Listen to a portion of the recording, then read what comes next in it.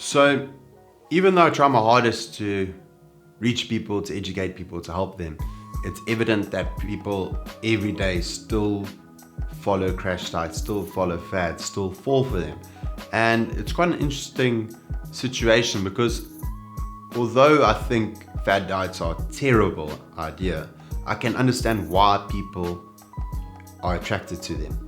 So firstly, I feel that people are uneducated about nutrition, big time. I feel like you don't need to be a specialist in nutrition to understand the basics, but I feel like 99% of the general public don't even understand the basics behind it, which is quite frightening. So with people being uneducated, it also seems that trainers aren't willing to give out free advice.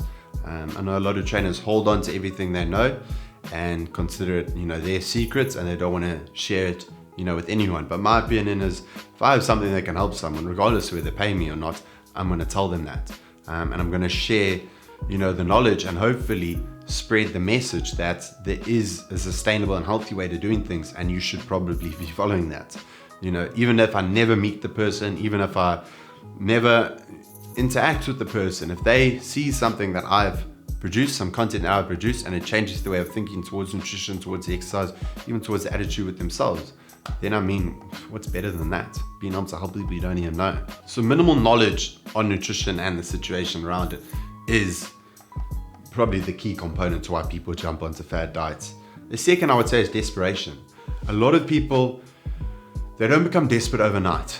It takes months and months and months of slowly going down this, downward spiral in terms of your eating habits, in terms of behavior, in terms of the way you think about yourself. It takes a long time to slowly go down to the point of desperation. Now, when you hit that point of desperation, you want to get out of that situation as fast as possible. And I can understand that. If I'm here saying, listen, I can get you out of your desperation, but it's going to take 6 months to a year. And there's another trainer saying, listen, I can do it in 8 weeks and for half the price. I can understand why someone would jump at that 8-week challenge, because it seems like a way better solution. But although that might be a quick solution, it's not going to be a long-term solution. And that quick solution is going to put you back into that situation of desperation and leave you even worse off. So I understand why people are doing it. Another key component, I think, is that people follow society. If you look at society on social media, it's all about instant. I've spoken about this before. Everything is instant. You can do a course that's going to make you a millionaire in a month. You can get abs in 15 minutes a day on some weird ab machine on those infomercials. But of course, guys, we know that there is no such thing as overnight success. When you see someone achieving some degree of great success, it's because there's been 10 years of work preceding that, but you don't see that. Please, guys, just understand, great things take time.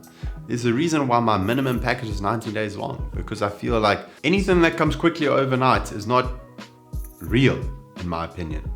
Everything in life must be earned through diligence and consistency.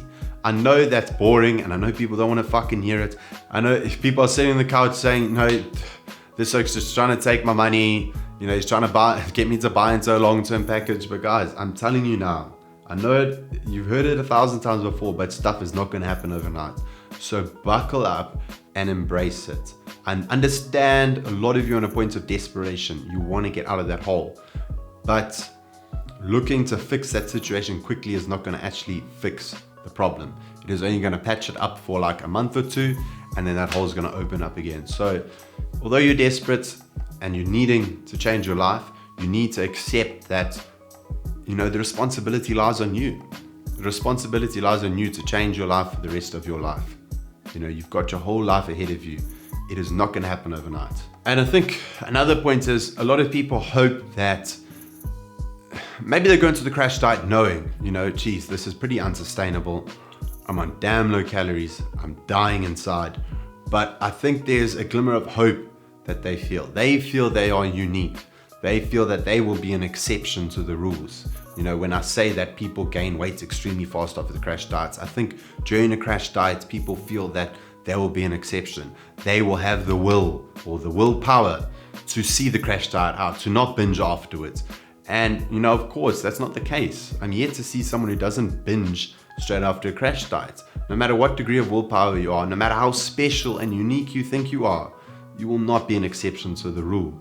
And if there are exceptions, it's going to be a slim percentage. So why risk everything on a slim percentage, guys? Stop being so emotional about training nutrition. I know that's very, very fucking hard to practice. It's very easy for me to say, but I am someone who's come from an emotional place with my eating and my body image, you know, and my psychological state. And I'm telling you guys that it's going to take lots of consistent, diligent work for months and years on end.